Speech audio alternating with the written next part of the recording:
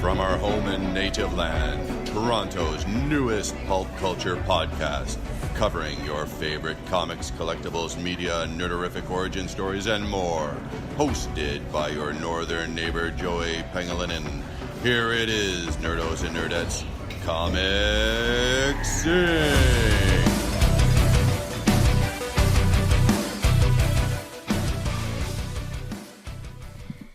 Hey nerdos and nerdettes, this is Joey from Comic Sync along with a crew, and we are over at Image Collections today, and... Shane. Anthony's here. And Canya. And of course, what we want to talk about today is a little bit of DC, because we haven't been speaking about them in quite some time, because Marvel has just shook everybody's universe lately. But we wanted to let you know that we have a little bit of updates for you, because we attended TCAF, which is such an amazing event. It's free for all, for everybody who's, wanting to attend it. And it's age appropriate for everybody. As I said, it was free. It's the Toronto Comic Arts Festival that happens in the Reference Library, and it happens annually. It's great. And Canya is our superstar for the day with that one, because she actually hosted a panel. Tell us about your panel. Yeah, so TCAF was a few weeks ago now, and I got to host a panel called Staying in Character, Writing for Legacy and Licensed Titles, and I had a great group of panelists. You'll see them on our Instagram and Facebook pages where we've tagged them. But yeah, it was a really great panel. We had a solid attendance for it being, in the morning, and probably not a lot of people wanted to do that first thing.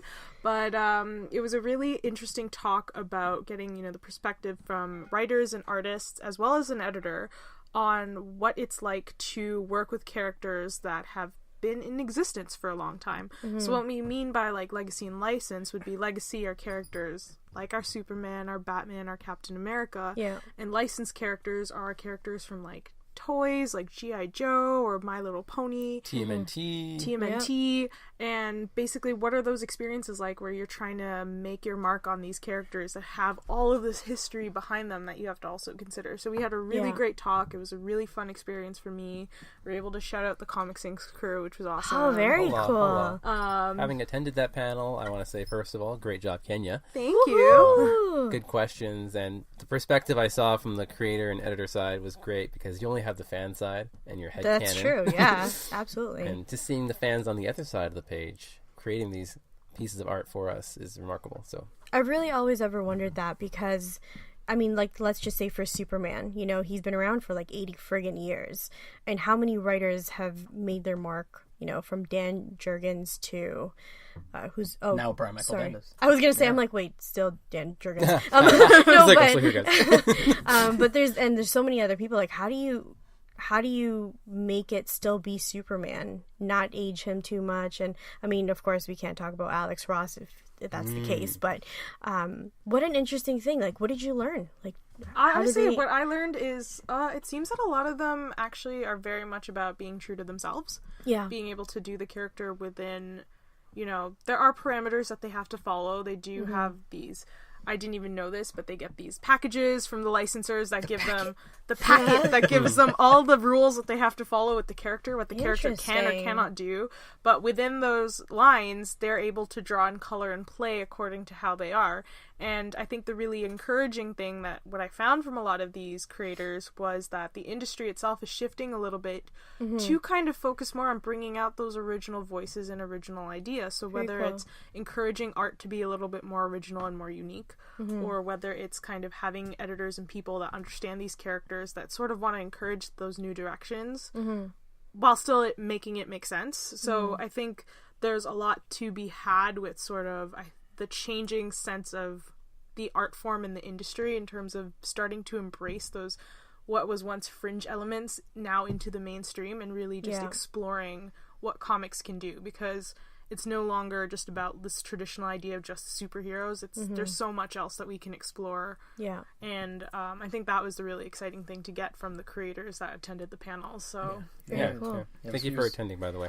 Yeah, it was, having also attended the same seminar, it was interesting. I can't remember if her name was Emma. Emma Vishelli, yeah. When she was talking about how she always dreamed about working with a licensed property or being in comics in general, but she never thought her style would fit. And just said it was amazing how the industry has changed.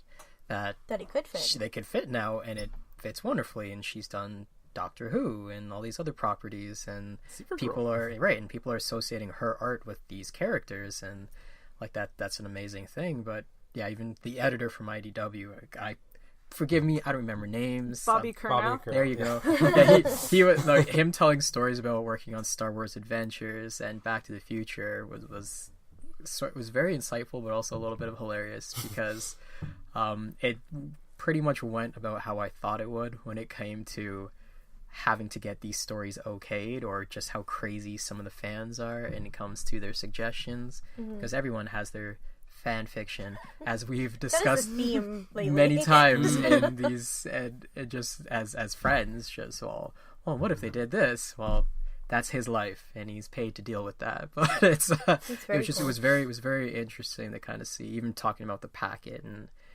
because I did ask him that question about how, well, if something you think is kosher and is okay, and you've done it, and then when it's actually being printed, and then they're like, well, you can't do that.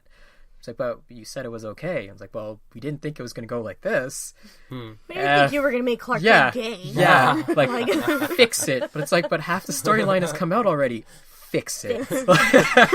Like those things, they're rare, but they do happen. So it was interesting to get his insight and how he deals with all those things, and being an editor. Big shout out to again Emma Vishelli, Bobby Curnow, Brenda Hickey, and Gail Gilligan, who were all there at the panel. And kind of going back to a little bit more about TCAF, Joey, you got to volunteer, so what was your experience like? It was amazing. Actually, that's one of my favorite things to do, is volunteer for these kinds of events, and I've gotten to meet so many people. So, like, people that were by themselves go to these events. It's not like, I've done Comic-Con and like smaller cons before, and usually it's a group of people that kind of come in with their friends, and it wasn't like that. It was a true introvert event, actually, like where you're literally saying hi to them, hi, welcome to TCAF, and they're like, hi, and it's just, it's at the library. It's at the library. And it was great. Like, you had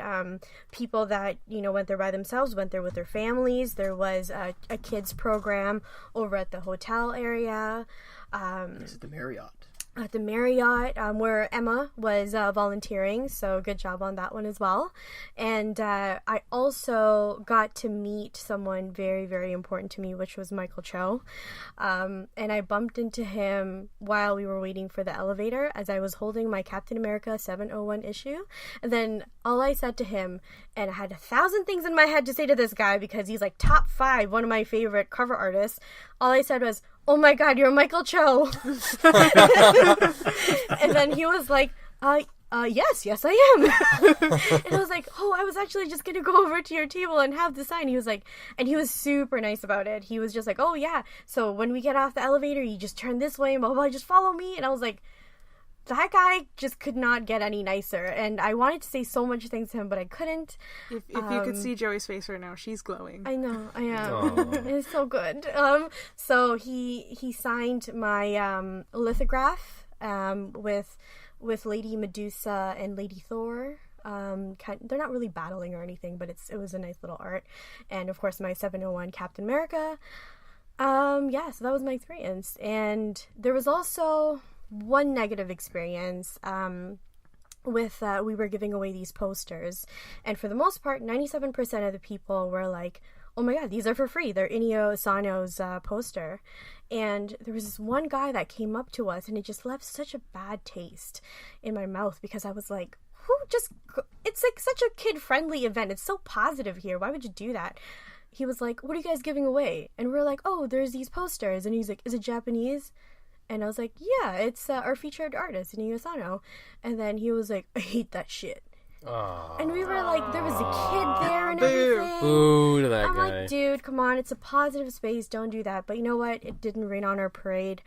All of our volunteers were crazy amazing. Chloe was, I want to give you a shout out because you were standing outside handing out programs, so that was really cool. Thank you for that. Oh. And I made a new friend, so it was really cool. Hey, yeah, and just kind of for everyone listening, if you're in Toronto, the Greater Toronto Area, Canada, or abroad, definitely go and check out shows like this that are supporting independent artists, and you know, it exposes you to a whole other side of the industry. As somebody who's been attending for a few years, and then I got to actually participate this year, it's amazing. And you know, shout out to TCAF, you know, for their hard work, and the Toronto Public Library and all of their sponsors, because they're putting on a free event, and from what I've talked to a lot of people that have participated, this is one of the few free events in the world that they get to go and participate at, and for them it's such a joy and pleasure because they get to meet so many different people, and it exposes so many people to the world of comics.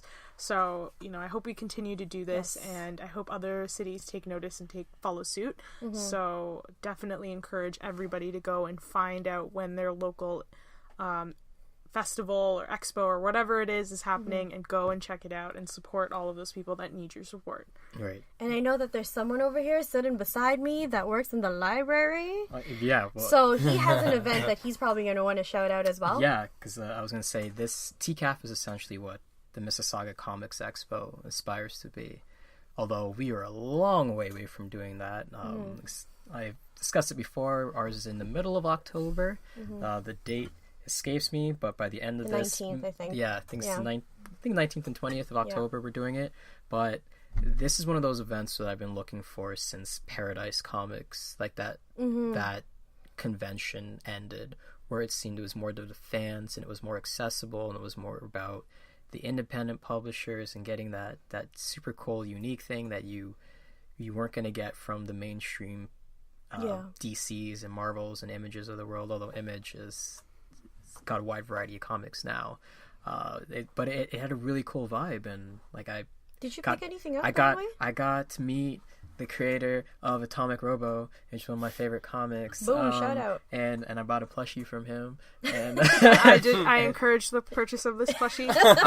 I was peer pressured into getting this plushie. I was bad. I did enable it. But it was really great, and it's very down to earth, and you don't feel intimidated, and you realize that all these people are just people, and like it's for people don't understand how much work goes into putting on an event like this, and even with MCX, we're working on it almost year round.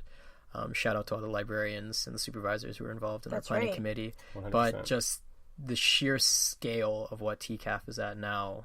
And it's a free event. Like it's thoroughly impressive what they're able to pull off, and now it's in multiple venues, like Anime North is. Like that's crazy. Yeah, so, and it's all volunteers, man. It's incredible, and as a fan, you owe it to yourself and the artists and creators and writers to just come out and see how it adds a whole other layer to what you enjoy about your comic and what you're seeing on the pages. And if you're intimidated about meeting any of your favorite creators, like this one over here, like Joey, don't be. They're the nicest people. They really are. They really are just happy to be there. And you know, the people that they work with too, that come along from the publishers and everything, they're also amazing and great. So who knows who you'll meet? You'll make new friends. You know. Yeah. Think of everyone like an alternate version of yourself that ended up writing. That's exactly. They'll be there. Exactly. Sorry, did you guys pick anything up? Yeah, so I picked up The Prince and the Dressmaker, Captain Canuck, Volume 1, Aleph, cool. which was just released by Chapter House Comics. And shout out to Jason Liu for signing my book. Yeah. And shout out to Keith, who's the publisher for that book.